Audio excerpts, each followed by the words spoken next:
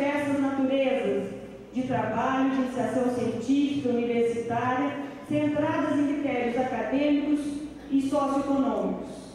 Também estabelecer a curto, médio e longo prazo, visando a construção do R1 e da Casa do Estudante. Então, o restaurante universitário, no passado recente, já teve aqui nesse campus e foi desativado. A nossa ideia é reorganizar isso de forma que todos possam ter a refeição, sejam docentes, funcionários, alunos, a um preço acessível.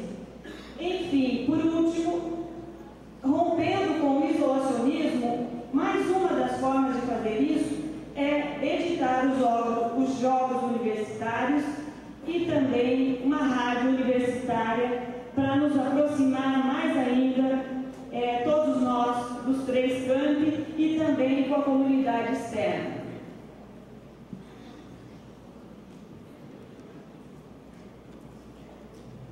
Partimos agora para o bloco número 2, perguntas dos representantes. O representante de cada categoria terá direito a uma pergunta que deverá ser dirigida às 2 chapas. O representante terá 1 minuto para formular a sua pergunta e as chapas terão 3 minutos para as suas respostas. Obedecendo a ordem da instrução número 4, que as 2 chapas concordaram e já assinaram previamente, eu quero convidar o representante da categoria discente, Lucas Henrique Xavier, para que se dirija ao microfone para formalizar a sua pergunta. Lucas, lembrando, você tem 1 minuto para formalizar a sua pergunta. E nós teremos então, nesse bloco, começando pela resposta da chapa 2, e depois a chapa 1 terá direito também a 3 minutos para a sua resposta. Lucas, fique à vontade. Boa noite. Os problemas e necessidades de infraestrutura que perduram em nosso campus não são poucos, e a solução desses problemas é de interesse comum a todos os cursos. Eles vão desde laboratório, biblioteca, implantação de RU e de moradia universitária, recuperação do complexo esportivo de lazer, a falta de eventos culturais para a comunidade universitária local.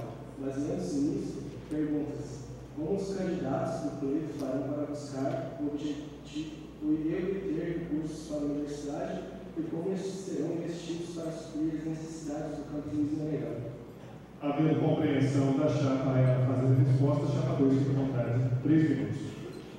Ok, então, o primeiro, o mais importante, é a gente descobrir, conhecer quais são as fontes desses recursos. E aqui no Paraná a gente tem a Fundação Araucária, o CNPq, FINEP, Ministério da Ciência e Tecnologia, muitas vezes trabalhando com esses órgãos e associados. Mas é importante e é preciso determinar que essas oportunidades elas sejam divulgadas e distribuídas de uma maneira igualitária e transparente, de modo que haja um revezamento entre os beneficiados, seja curso, seja camp.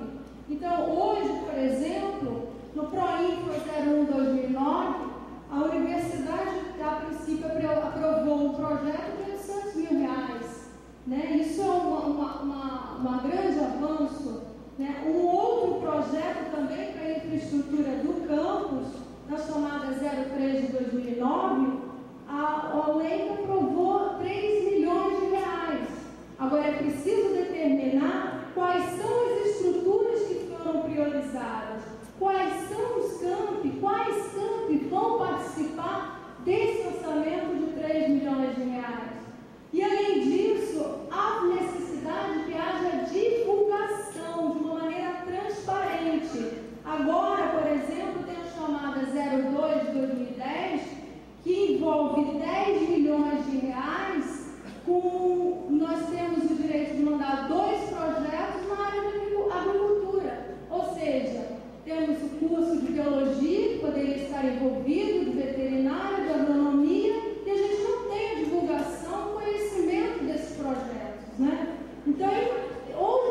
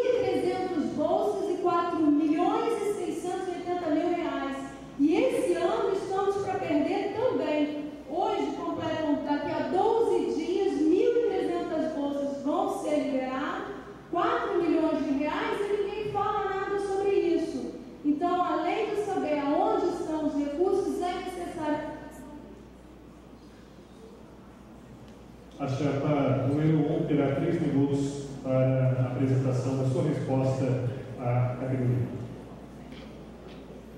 Bem, chamar a atenção para o seguinte: os recursos do Estado são as fontes, se constituem as fontes principais para o nosso crescimento. A origem é fonte do Tesouro, que nós chamamos fonte 100, e receita própria, que é a fonte 250. Não existe, para os grandes projetos, esse auditório que aqui nós constituímos através de 2 projetos de infraestrutura, de 2007 e 2008. Os projetos de infraestrutura do governo do Paraná foram discutidos em órgão colegiado. Os projetos de infra de 3 milhões citados e um outro ligado ao curso de Ciências Biológicas estavam disponíveis no site, principalmente do Ministério de Ciência e Tecnologia, INEP, e teve a responsabilidade da coordenação de docentes do curso de Ciências Biológicas. Promoveram o projeto, fizeram aprovar. O outro infra citado estava associado ao programa Estricto Sensu. São recursos objetivamente destinados. E todos esses projetos estão tendo as fases iniciais aprovadas por absoluto empenho das pró-reitorias envolvidas.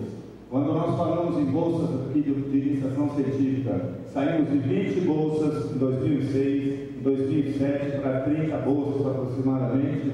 De 2008 para cá, tivemos um salto para 80 bolsas de iniciação científica. Todos os projetos foram aprovados. E esse trabalho não se deve a uma pessoa, que aqui eu faço minha referência, a professora Ana Maria, que é minha parceira de disciplina. Isso se deve ao comprometimento da universidade, à sua legitimidade como pró-reitora, inclusive com intervenção pessoal, junto ao professor Tarso, na época presidente da Fundação Araucária, que nos oportunizou o alcance dessas bolsas. Portanto, nós temos que trabalhar junto e forte com o governo estadual. O Fundo Paraná, que lidera os recursos para a gestão, nós temos que trabalhar, senão nós corremos o risco, inclusive, de haver uma redução. Mas vamos trabalhar forte em cima disso, estamos trabalhando em cima disso aí e temos certeza que vamos consolidar esse orçamento para a universidade.